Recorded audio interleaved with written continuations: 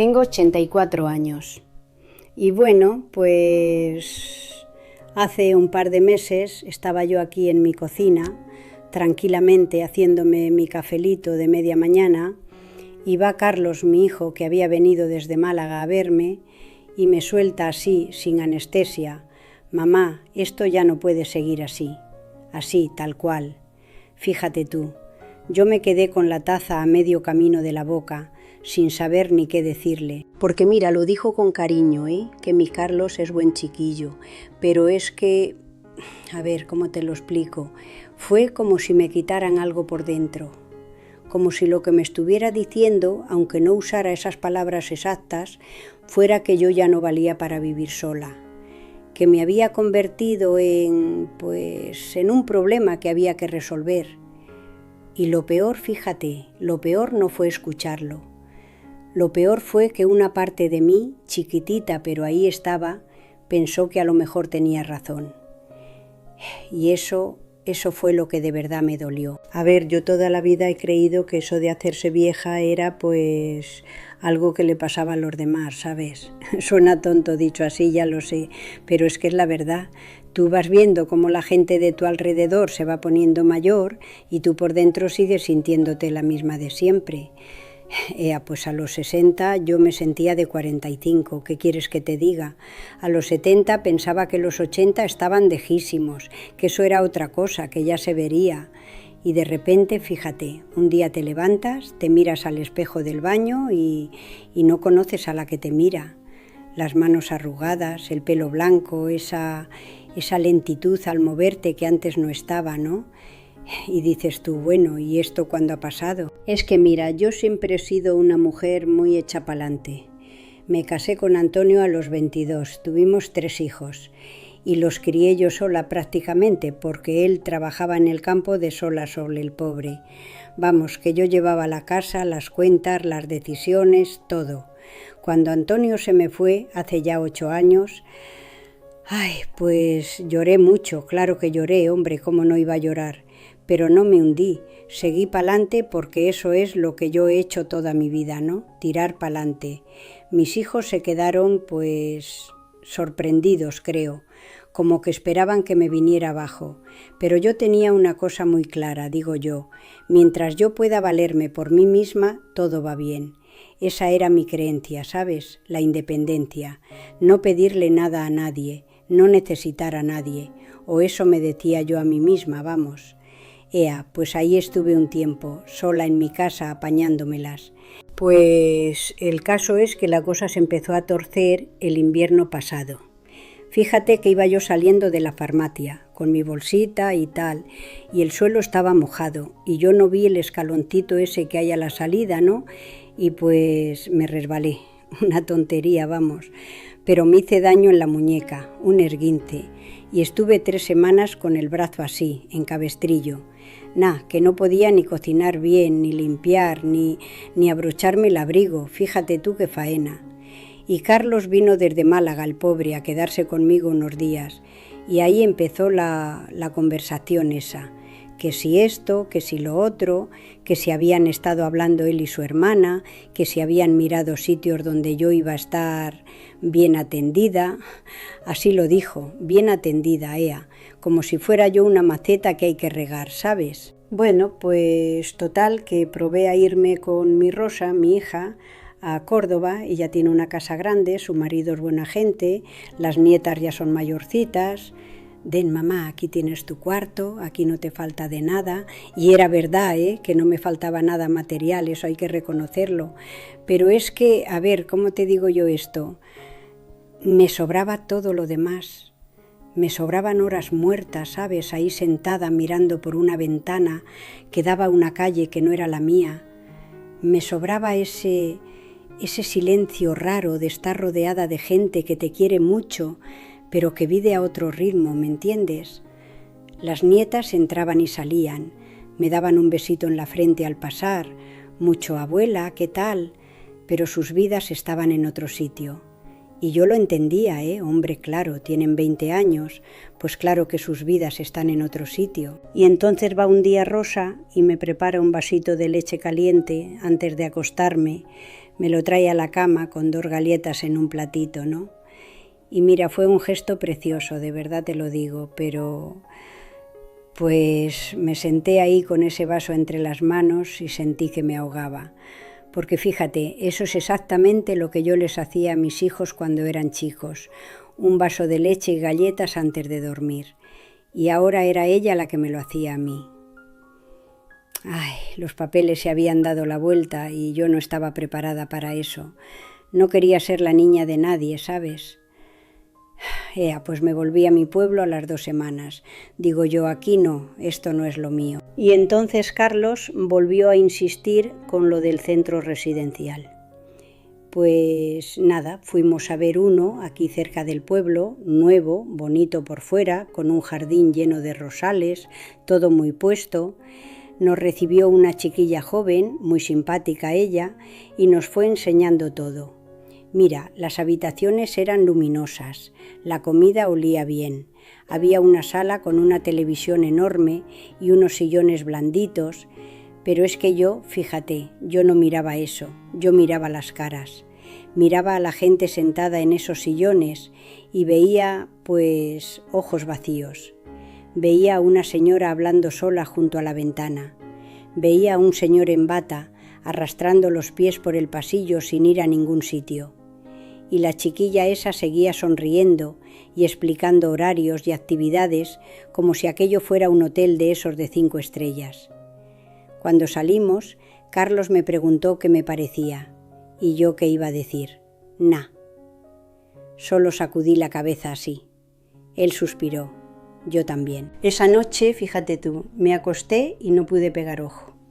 Me quedé ahí mirando al techo de mi cuarto, el mismo techo de toda la vida, con esa grieta fina que va de punta a punta y que Antonio siempre decía, mañana la arreglo, mujer, y nunca la arregló, el pobre. ¿Por dónde iba? Ah, sí, pues que me puse a llorar, así, calladita, sin hacer ruido, como lloramos las personas mayores, ¿sabes? Que ya sabemos que llorar no soluciona nada, pero a veces es lo único que te queda. Lloré porque, es que ningún camino me parecía bueno. Quedarme sola era arriesgado, irme con los hijos era perderme. La residencia era como rendirte. Vamos, que no había puerta buena por donde tirar. Y ahí estaba yo, en mi cama, con 84 años y sin saber qué hacer con mi vida. Vaya tela. Y entonces pasó algo, que no me lo esperaba yo ni de broma. Fíjate que una mañana bajé a la tienda de Paco, la de toda la vida, a por el pan y unas naranjas, lo de siempre. Y Paco me dio allí con la muñeca todavía fastidiada y me dice, Carmen, mujer, que yo te subo las bolsas después, anda, que tú no puedes con eso. Y yo, pues, que no hacía falta, pero él venga a insistir. Pues esa tarde me subió las bolsas y se quedó un ratito ahí en la puerta charlando conmigo. Y me contó que su mujer estaba malilla, que no dormía bien, que los hijos no le llamaban tanto como él querría, y yo pues le escuché, simplemente le escuché, sin más. Y cuando se fue, mira, me di cuenta de una cosa. Hacía semanas que no tenía una conversación así, ¿sabes?, de tú a tú, sin que nadie me tratara como si fuera de cristal. A los pocos días va Merche, la del bajo, y me pide si le puedo regar las macetas del patio mientras ella iba al hospital a ver a su madre. Y yo, pues claro, mujer, faltaría más. Luego Tomás, el jubilado del tercero, que es un buen hombre pero muy suyo, me pregunta si quiero acompañarle a caminar por las mañanas, que el médico le había dicho que anduviera y él solo no se motivaba. Pues le dije que sí también, ¿por qué no? Y mira, fíjate tú, poco a poco, sin que nadie lo planificara ni nada, empezó a formarse algo. Paco me bajaba la compra pesada y yo le echaba un ojo a la tienda un rato cuando él necesitaba salir. Merche me traía comida casera, unos túpers que oye, y yo le cosía los dobladillos de las cortinas, porque ella no ve bien de cerca, la pobre. Tomás y yo caminábamos juntos cada mañana, media horita, despacito, hablando de cualquier cosa. Que si el tiempo, que si las noticias, que si este dolor y el otro, ¿sabes? Cosas de viejos, vamos. Y entonces, mira, lo que entendí, y fíjate que me ha llevado 84 años comprenderlo, que no es poco, es que la independencia no es no necesitar a nadie. Eso, pues, eso no existe, eso es mentira. La verdadera independencia, digo yo, es poder elegir a quién le abres la puerta de tu casa. Es decidir cómo compartes tu vida, no si la compartes. Yo no necesitaba un centro con horarios ni un cuarto en casa de mis hijos. Necesitaba lo que había tenido siempre delante de las narices y no había querido ver: a mi gente, a mi barrio, a las personas que llevan años viviendo aquí, a 10 metros de mi puerta, y con las que apenas cruzaba un buenos días, ¿qué tal? Y ya está. Y digo yo, ¿sabes cuál es el error más gordo que cometemos los mayores? Pues creer que pedir ayuda es dejar de ser tú. Creer que si alguien te sube las bolsas del súper ya eres una carga, ya no vales, ya... Mira, no. Eres una persona que vive entre personas. Ya está, eso es todo. Y el dar y el recibir, eso no es debilidad, que no. Eso es lo más humano que hay. Vamos, que lo llevamos haciendo desde que vivíamos en cuevas, hombre, ¿qué quieres que te diga? Lo raro, lo que no es normal, es pretender que puedes tú solo con todo. Eso sí que es raro. Bueno, pues hoy sigo aquí, en mi casa, sigo durmiendo bajo ese techo con la grieta que Antonio nunca arregló. Me levanto por las mañanas, me hago mi cafelito con leche, abro la ventana de la cocina y me quedo un ratito mirando la calle antes de empezar el día, ¿sabes? Que eso a mí me gusta mucho. A las 9:30 o por ahí bajo a caminar con Tomás. Luego me paso por la tienda de Paco y echo el rato allí un poco. A veces le ayudo a Merche con sus macetas, que tiene un montón la mujer. Y sí, claro, hay días que me duele todo el cuerpo y no me apetece ni moverme.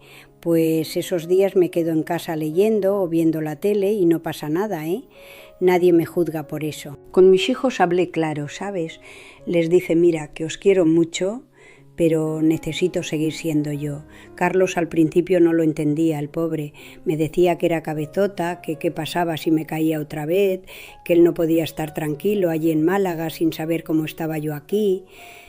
Y tiene razón, tiene razón en parte, que es un riesgo, sí, pero mira, le contesté, hijo, vivir es un riesgo, a cualquier edad, pero yo prefiero caerme en mi escalera, a sentarme en un sillón, a esperar que todo se acabe. Se quedó callado un buen rato, creo que lo pilló, digo yo. Fíjate, la semana pasada Tomás me trajo un ramo de margaritas del campo, así, sin venir a cuento, No sé ni de dónde las cogió el hombre. Pues las puse en un vasito en la mesa de la cocina y cada vez que paso por delante las miro y me entra una sonrisa tonta, ¿sabes? No porque las flores sean nada del otro mundo, que lo son, que son muy bonitas, sino porque alguien pensó en mí. Alguien que no tiene obligación ninguna de pensar en mí, pues lo hizo. Y eso, mira, a los 84 años, eso vale más que cualquier residencia con jardín de rosales. Te lo digo yo. No sé cuánto me queda, y a mi edad ya ni piensas en eso de años. Piensas en mañanas. Cada mañana que abro los ojos, pues es como un regalito que no he pedido, pero que acepto encantada de la vida. Mañana volveré a bajar a por el pan. Me cruzaré con Paco, con Merche, con Tomás, les preguntaré cómo están, me preguntarán cómo estoy yo y seguiremos pa'lante, ¿sabes? Juntos, pero cada uno en su casa, ayudándonos sin agobiarnos, queriéndonos sin invadirnos. Porque envejecer, mira, no significa que sobres, significa que has sobrevivido lo suficiente para saber qué es lo que importa de verdad. Y lo que importa de verdad, siempre ha sido lo mismo. No estar solo, pero tampoco dejar de ser tú, que eso es lo importante. Bueno, pues nada, si esto te ha llegado aquí dentro, cuéntaselo a alguien que lo necesite. No mañana, hoy. Gracias.